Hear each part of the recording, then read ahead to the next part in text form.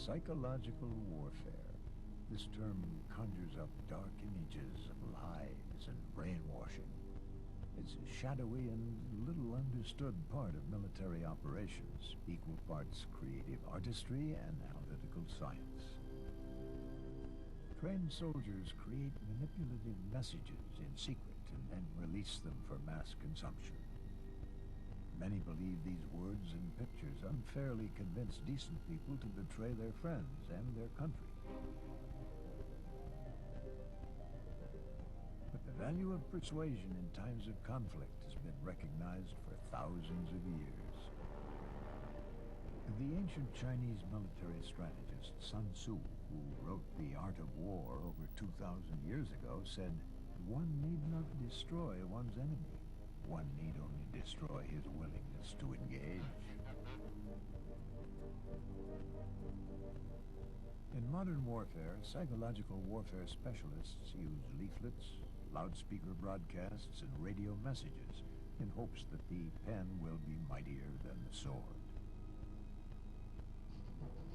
Although persuasion is impossible to measure precisely, it appears that these compelling arguments, along with conventional firepower, have helped save countless lives while shortening wars. Lying in order to irrefutably brand your enemy as evil and deserving of destruction has always been tempting. But surprisingly, psychological warfare's most successful ingredient has actually been the truth. Let's not be mistaken. Psychological warfare is manipulation. But it is manipulation that's based to the maximum extent possible on the use of truth. Because in the long run, that is going to determine whether or not your message is credible. Because if you are caught out in a lie, the credibility of your message and therefore of your organization is going to be severely eroded. Today, the United States is recognized as the world leader in military psychological warfare. Here at Fort Bragg, North Carolina, teams of U.S. Army soldiers are constantly refining their complex skills and creating messages aimed at a variety of audiences. Mobile production units and armed loudspeaker teams trained to deliver these messages to the most remote and dangerous parts of the world. All of these duties fall under the larger umbrella of psychological operations, as their objectives extend well beyond the battlefield. We have people every day down in Latin America supporting neighboring countries in counter-drug operations. We also work with refugee control. We deploy to support humanitarian relief missions. But when we've been in the operations where we do have combat, we've been there right alongside with the other combat forces. This challenging field contains many specialties. Communications that are intended to raise the morale of Allied troops or friendly civilian populations are known as cohesive. Those designed to lower your opponent's morale are divisive. Strategic messages reach general audiences far behind the front lines and focus on long-term results. But the primary mission of psychological warfare specialists is to lower the morale and decrease the efficiency of the enemy soldier on the immediate tactical battlefield. And persuading the enemy to surrender is the ultimate challenge. Battlefields are terrifying places, and they're usually occupied, no matter how well trained the soldiers are, by terrified people. And so trying to insert messages to induce them to surrender or to desert or just to give up and walk away from the battlefield is a terribly difficult thing to do. Just as in advertising, understanding the target audience of a particular message is critically important. Civilian analysts who've devoted their careers to studying the history and culture of a particular country or region of the world help the soldiers shape their messages, which are also known as propaganda. More current information can also come from intelligence agents behind enemy lines and by interrogating prisoners of war. Pooling these secretive resources provides the best chance for words to be stronger than bullets. But even minor mistakes in the world of psychological warfare can carry disastrous consequences. And some of the biggest embarrassments in the history of psychological warfare have come about because the person or the organization attempting to persuade another audience made some really big goofs because they didn't understand the idioms and the language. For example, in the Persian Gulf War in 1991, Iraqi leaders were anxious to try and lower the morale of American soldiers who were fighting in a strange land thousands of miles from home. A female Iraqi broadcaster, nicknamed Baghdad Betty, tried to appeal to the predominantly male American troops. Baghdad Betty had suggested that while they were in the desert, their wives and sweethearts were at home sleeping with all sorts of movie stars, ranging from Mel Gibson to Bart Simpson. They clearly didn't know Bart Simpson was a cartoon character.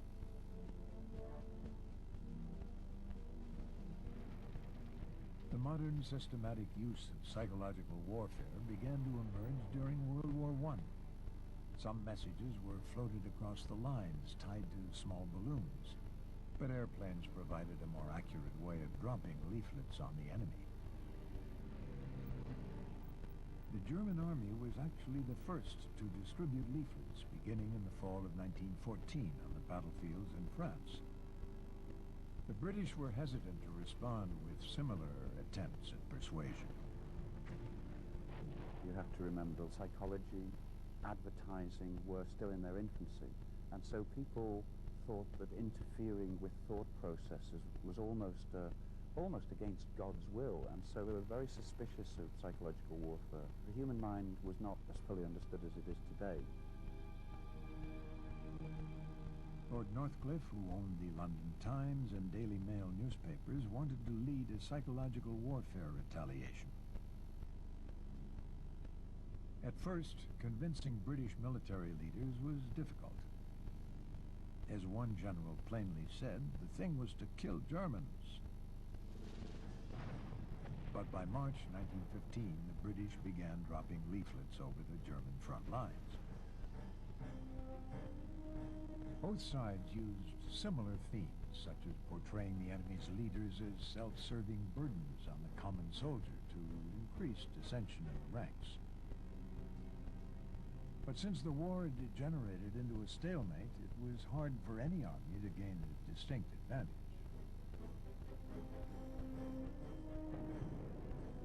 As the Allied navies constricted the amount of supplies that reached Germany, and as large amounts of men and materiel from America arrived in France in 1917, the tide of war began to turn.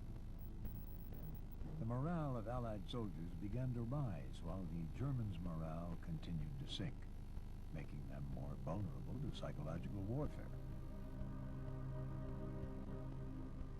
When some captured German prisoners of war revealed that they'd had very little food, American and British propagandists quickly swung into action. One of the most effective was the food leaflet.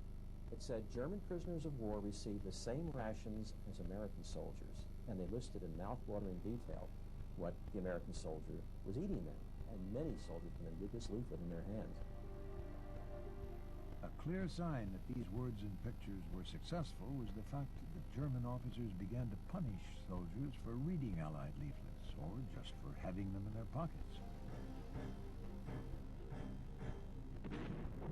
Allied victories on the battlefield, combined with continued German supply problems and the eventual ousting of Kaiser Wilhelm, all helped end the war by November 1918. General Erich von Ludendorff, one of the most senior members of the German General Staff, remarked that we were as hypnotized by the enemy propaganda as a rabbit is by a snake. A much lower-ranking member of the German army, a common infantryman, had also paid close attention to the Allies' success in World War I. Propaganda would become one of the cornerstones for his rise to power, the foundation upon which he would build his dream of world conquest.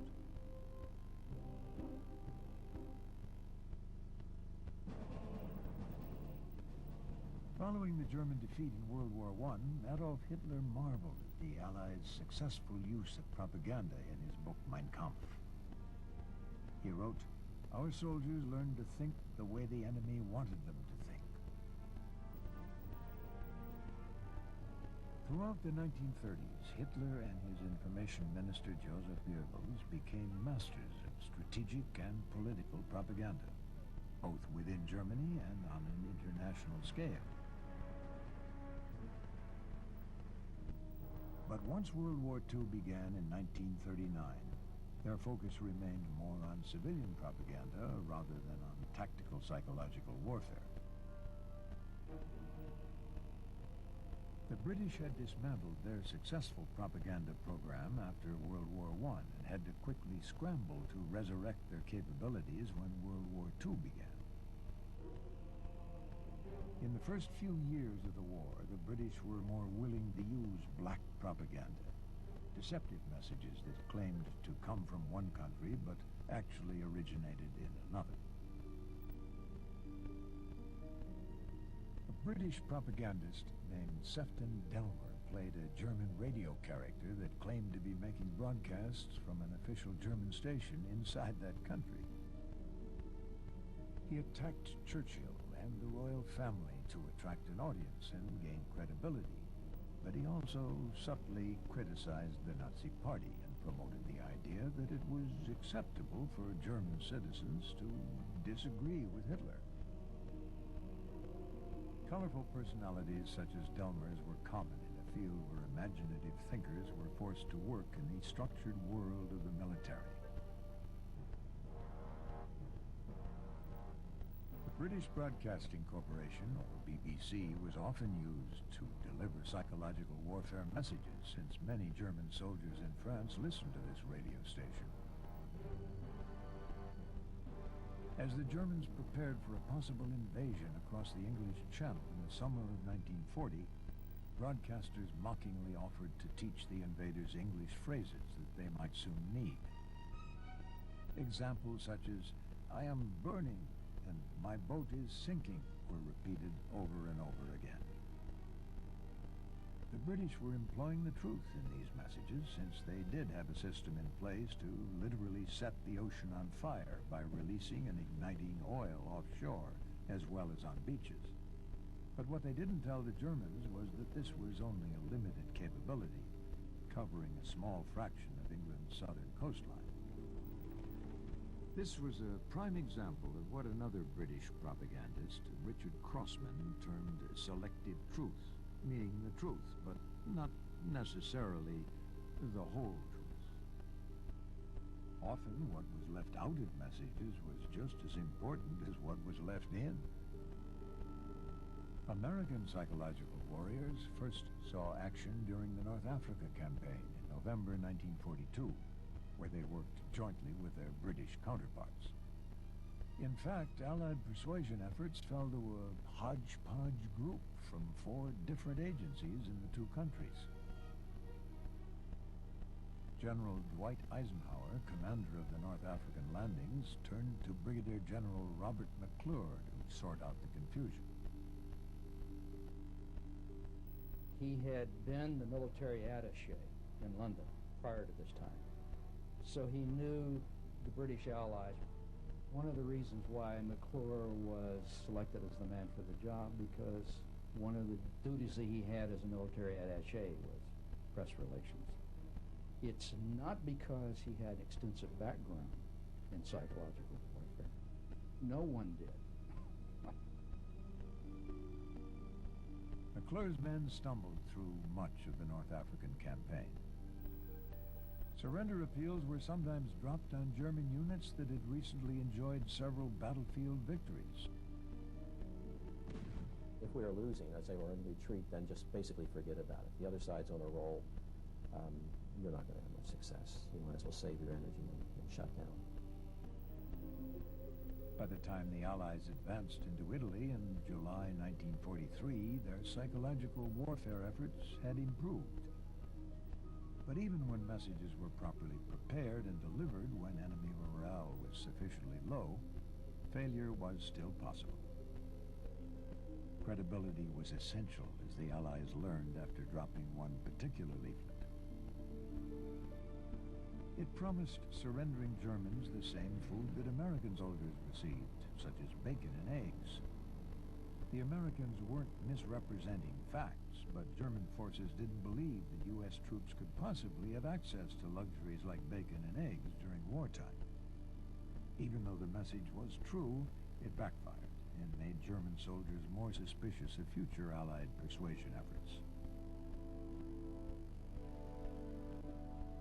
When General Eisenhower was named Supreme Allied Commander and charged with retaking Western Europe in 1943, he again put Brigadier General McClure in charge of all psychological warfare activities.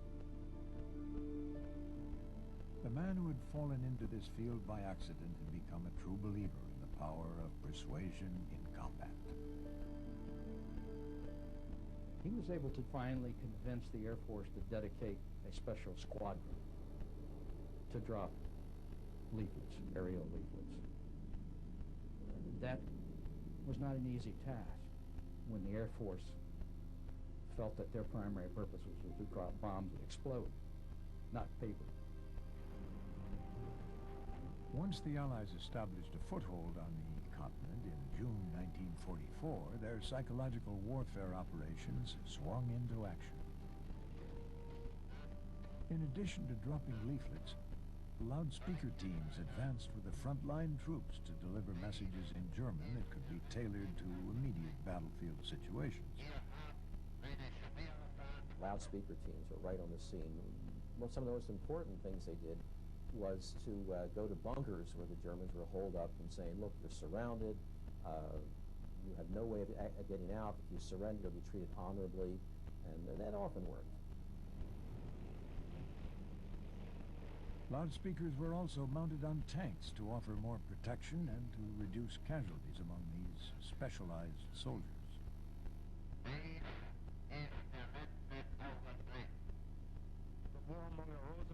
The Germans tried to persuade Allied soldiers with radio broadcasts and leaflets, but their efforts were mostly ineffective. They were retreating, and their battlefield propaganda often contained awkward English phrases.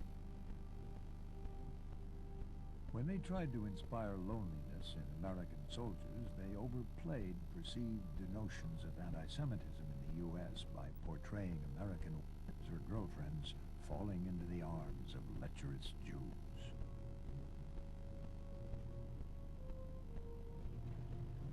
As the Allied advance continued, the American psychological warriors did resort to fictional propaganda in November 1944. In order to counter declining morale, German propagandists dropped a series of encouraging, cohesive leaflets to their own soldiers from a fictional friend known as Scorpion. So we made duplicate copies of the Scorpion, in which we were saying things like, if your officers don't exhibit sufficient National Socialist zeal, you can shoot them. Well, eventually Field Marshal Model caught on that we were using the Scorpion, and he told his own people to shut down. Said, if you can be made fools that easily by the Americans, then you might as well go out of business. As the situation became increasingly hopeless and supplies began to run short, more and more German soldiers decided to surrender and live rather than fight and die. The Safe Conduct Pass was the primary message designed to make surrender seem acceptable. This virtual ticket out of the war provided an enemy soldier with specific instructions on how to give himself up. He needs to know how to surrender, and he needs to be assured that he will not be shot by the other side and that he can surrender safely. And so one of the most effective methods of getting that message across was the Safe Conduct Pass. Cultural factors were still important even with this type of straightforward appeal. The Germans really respected order and discipline and structure. So what actually happened was a leaflet was designed to appear to be an order, and the order was signed by General Eisenhower, requesting that they surrender as soon as possible. The Allies waged an effective psychological warfare campaign in support of more traditional military weapons in Europe. But their counterparts in the Pacific faced an even greater challenge. They would confront a mysterious, often incomprehensible culture in which anything, even death, was more acceptable than surrender.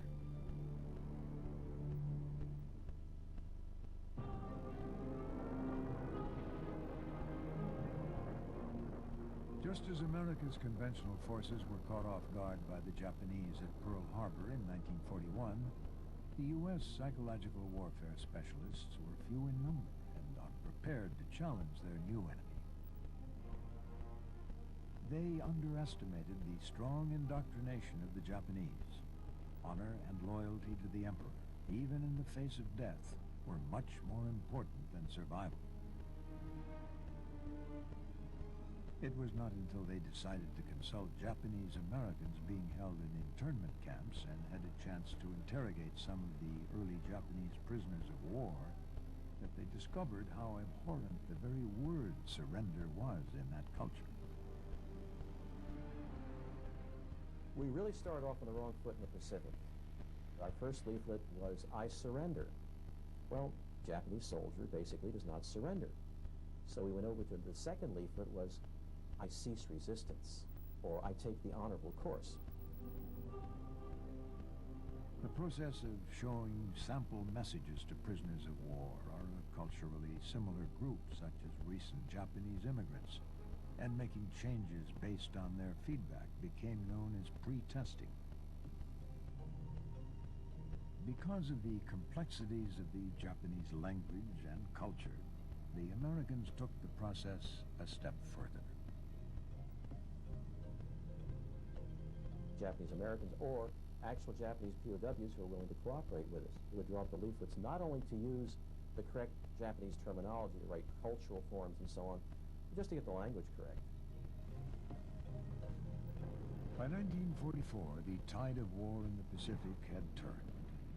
The American forces were advancing in a bloody island-hopping campaign against strong Japanese resistance. The Japanese soldiers were running low on food and other supplies, and morale was falling, but still very few surrendered.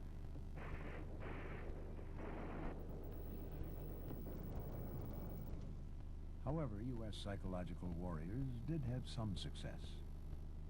Japanese-American soldiers known as Nisei put themselves in harm's way to make loudspeaker broadcasts to the enemy in Japanese.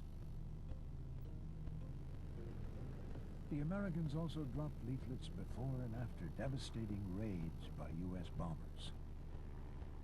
These messages stressed the superiority of American firepower and the futility of resisting.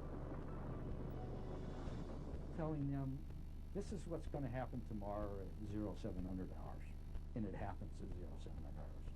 Now, we're going to do it again tomorrow at the same time. And if you just as soon not have to undergo that again, here's what you have to do. Even Japanese Emperor Hirohito reportedly felt the effect of these words and images.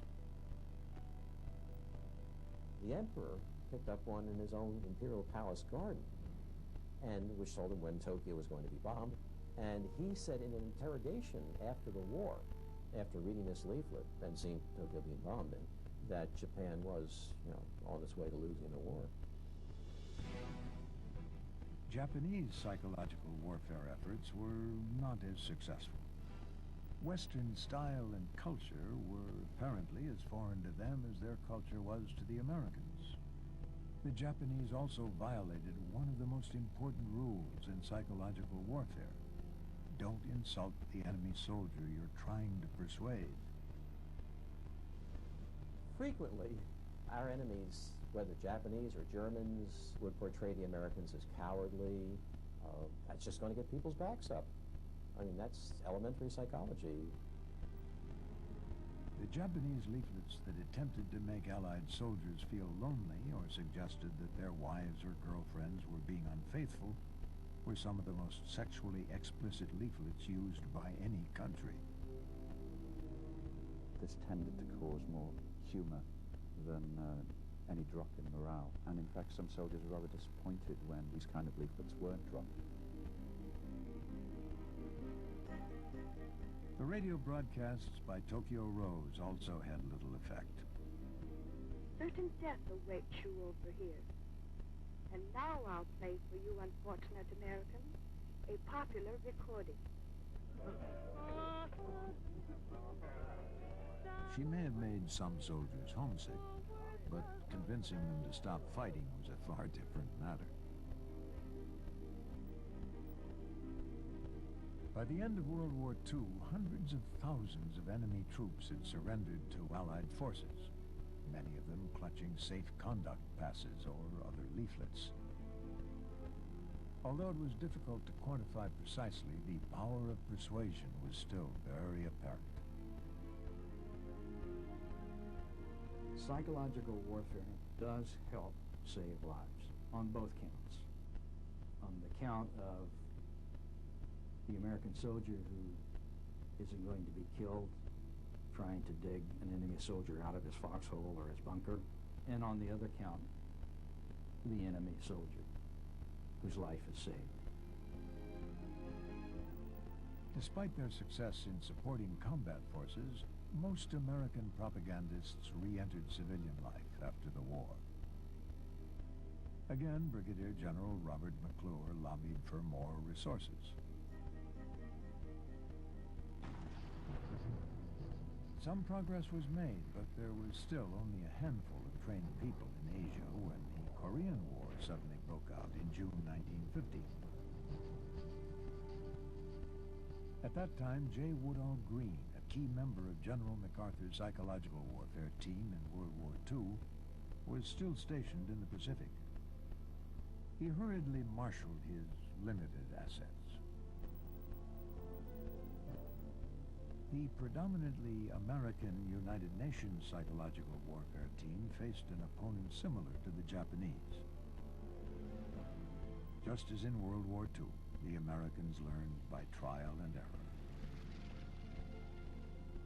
Once the Chinese entered the conflict on the communist side in October 1950, the Americans began to target them as well.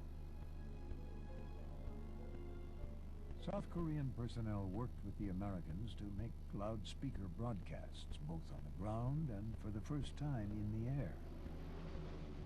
Aerial loudspeakers could cover a much wider range and therefore reach a larger audience.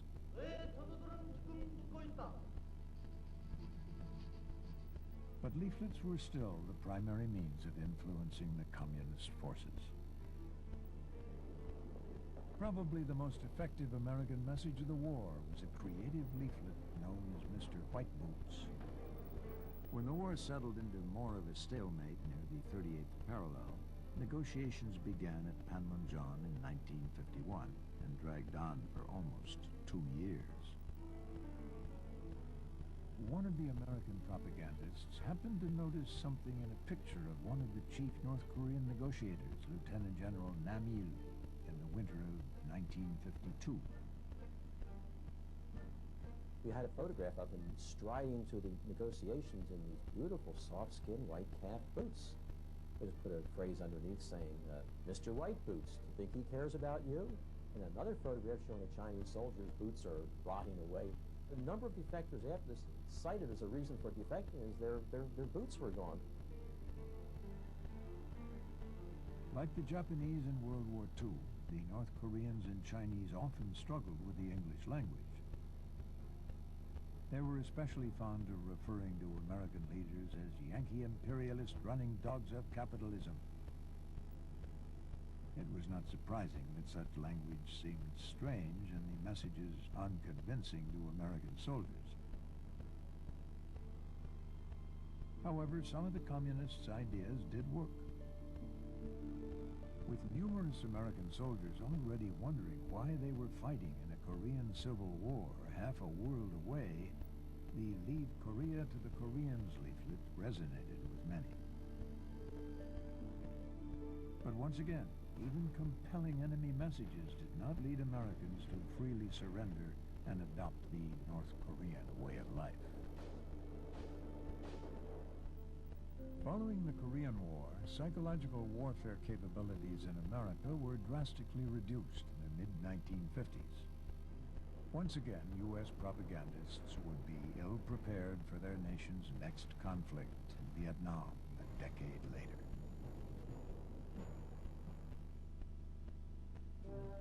Modern war has become a struggle for men's minds as well as for their bodies.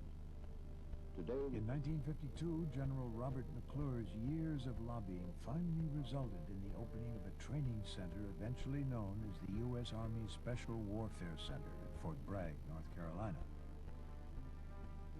Besides being a permanent home for the training of psychological warfare personnel, it was also home to the units that grew into the U.S. Army Special Forces.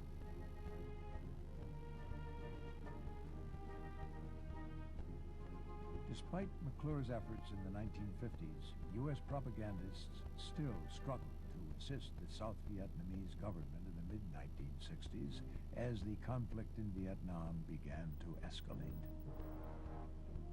Psychological operations, or PSYOP, became the new, all-encompassing American military term for persuasion efforts aimed at friendly and enemy forces in Vietnam. One reason for this broader term was the fact that more of the propagandists' resources were devoted to winning the hearts and minds of friendly or neutral civilians than in earlier conflicts. The fact that there were two different types of enemy forces, regular North Vietnamese Army soldiers, or NVA, and local South Vietnamese guerrilla fighters, known as Viet Cong, or VC, presented yet another challenge for U.S. psychological warfare specialists. One audio recording in their arsenal of influence that was particularly effective was known as the Wandering Soul.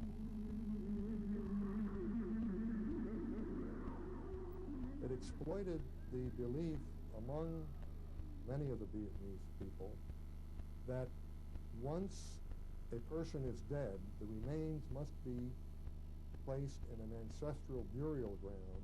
Otherwise, the soul of that person would forever wander in space aimlessly. This tape consisted of a male voice that was recorded through an echo chamber that represented the soul of a dead soldier.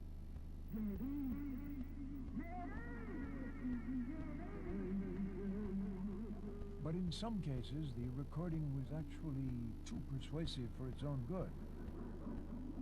The tape was so effective that we were instructed not to have it played within earshot of South Vietnamese forces, because they too were as susceptible as the Viet Cong or North Vietnamese.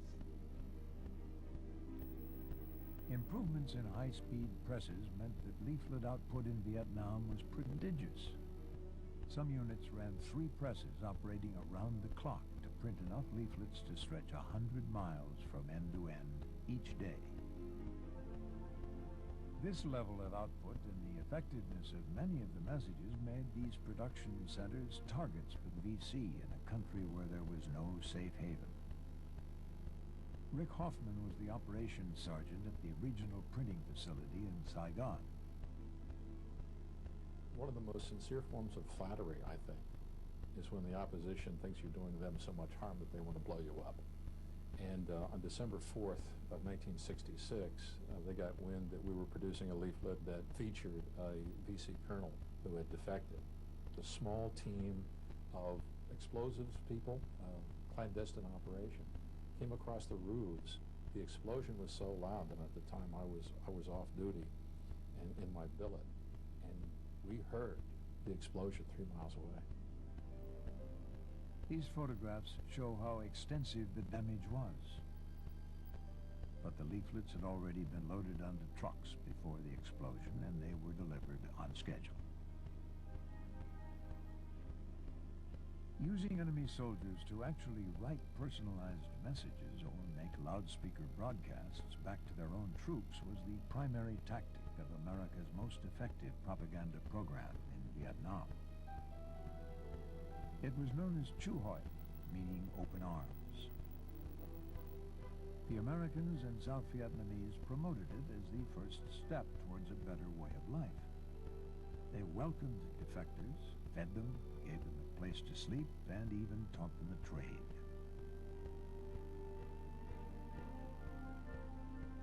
Sometimes defectors were used immediately after they'd surrendered to influence a battle that was still taking place. Such circumstances called for special quick reaction leaflets. As many as 50,000 leaflets could be delivered by air in an hour's time. Ray Deitch witnessed the power of a quick reaction leaflet on February 24th, 1969. The NVA launched an attack near the Ben Hoa Air Base. When South Vietnamese and American troops stopped the NVA attempts to overrun the base and free a large group of their prisoners, the NVA flooded into the village of Tan Ep. The residents fled and a battle ensued. During that battle, there were two North Vietnamese that were captured. One was an officer. Our battalion persuaded him into making a tape broadcast, handwriting a leaflet that would be directed towards the surrounded remaining North Vietnamese forces in the village. This is the actual leaflet developed that day.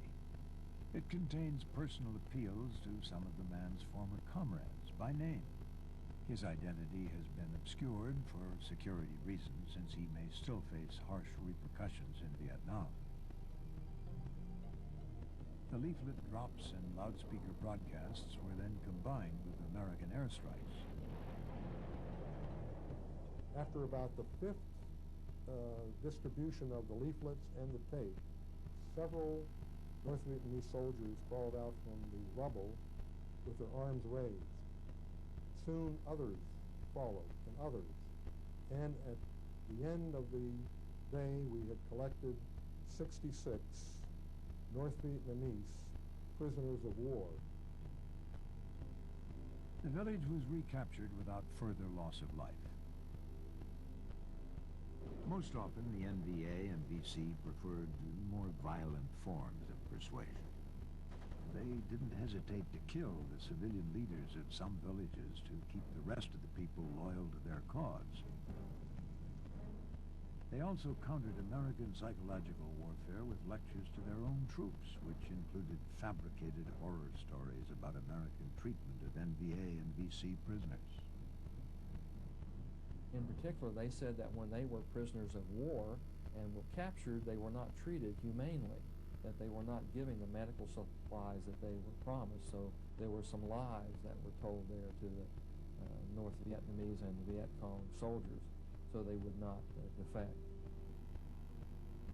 In spite of these efforts to counter American propaganda, 196,000 enemy soldiers, mostly VC, defected through the Chu Hoi program by war's end in 1973.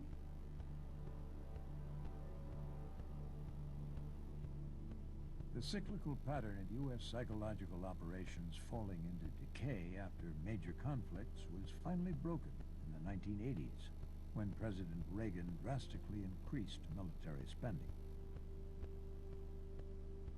By the time American troops were sent to Panama in 1989 to oust Manuel Noriega, psychological warfare had been integrated into the battle plan from an early stage. The psychological warfare image most people remembered from the 1989 invasion of Panama was Manuel Noriega being tormented by American loudspeakers playing rock music.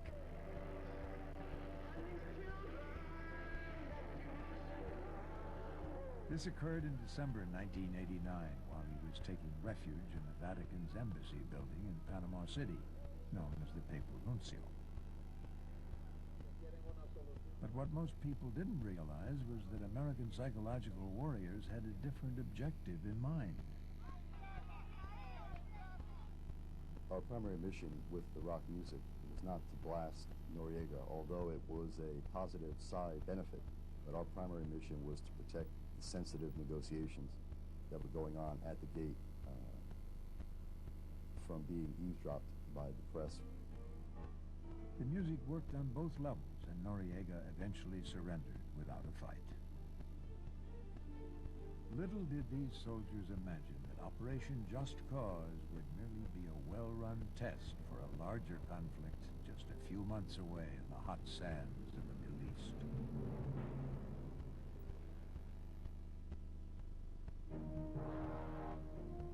Following the success of psychological operations in Panama, more American military leaders were willing to incorporate persuasion into their battle plans at a fairly early stage of the Persian Gulf War in 1991. Intelligence sources also indicated that the morale of conscripted Iraqi soldiers was expected to sink rapidly once fighting began. If we do have to go to war, the psychological operations are going to be absolutely a critical part of any campaign that we must get involved in. Advanced planning allowed American psychological warriors to test their messages beforehand. Since there were no prisoners of war yet, Kuwaiti soldiers were used as the sample group. Once again, the complexities of a foreign culture quickly became evident. A lot of them couldn't figure out what a thought bubble was, because that's just not a common thing, apparently, in that part of the world. Another thing that we found out pretty early was that for some reason they didn't generally correlate what would be on the front of a printed product to what was on the back. So our entire book was pretty much invalidated. Changes were made, and Saudi Arabian illustrators were also used to make the drawings appear more authentic and familiar to Iraqi soldiers. Since Iraqi radio broadcasts portrayed the Americans as barbaric, invading infidels, a decision was made to promote the unity between the Iraqis and other Arab countries in the coalition forces. But the most successful means of conveying this brotherhood made many Westerners uncomfortable.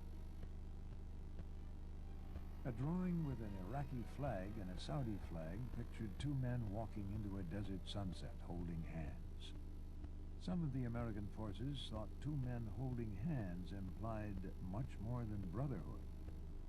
But the message was very effective, since heterosexual men frequently hold hands in many Middle Eastern cultures. When coalition forces began the aerial bombing campaign in January 1991, leaflets emphasizing their overwhelming force were dropped. As in previous conflicts, promising destruction, then delivering it was effective. Just as intelligence reports had indicated, Iraqi morale plummeted and many soldiers surrendered even before the ground campaign began. When loudspeaker teams advanced with the ground forces on February 24th, the number of surrendering Iraqi soldiers became almost overwhelming.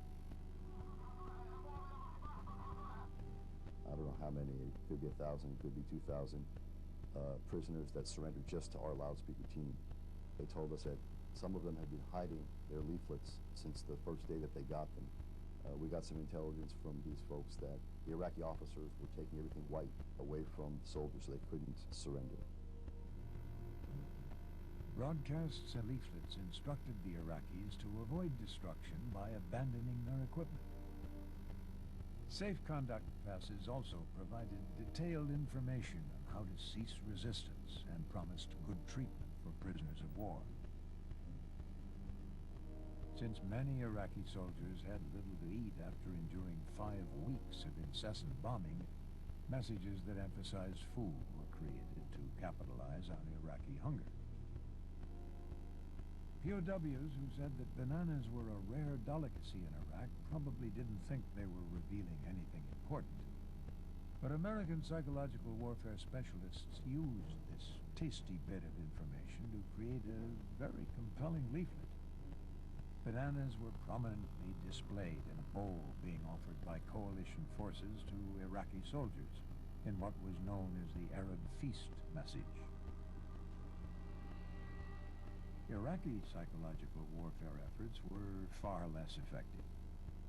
They repeated many of the same mistakes that American opponents in earlier wars had committed, such as portraying U.S. soldiers in a cowardly and insulting manner.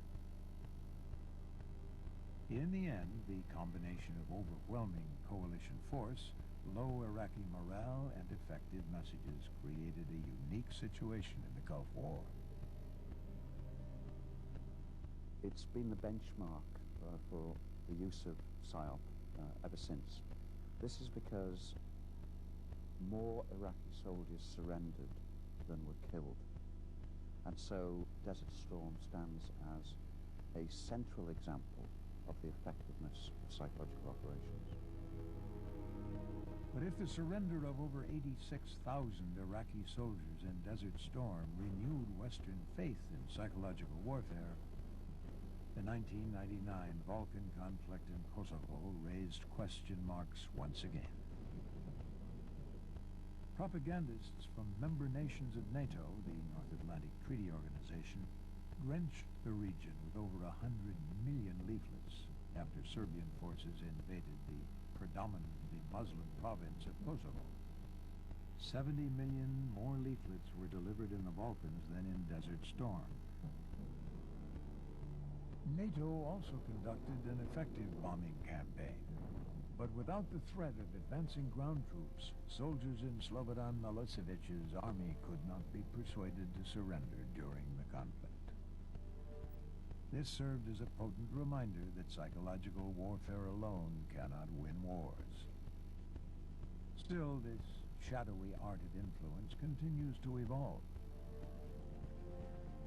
When the history of the 20th century is written, and it's noticed that psychological warfare has been a part of every confrontation, the lesson for the 21st century is that it will remain a key instrument of combat situations on battlefields.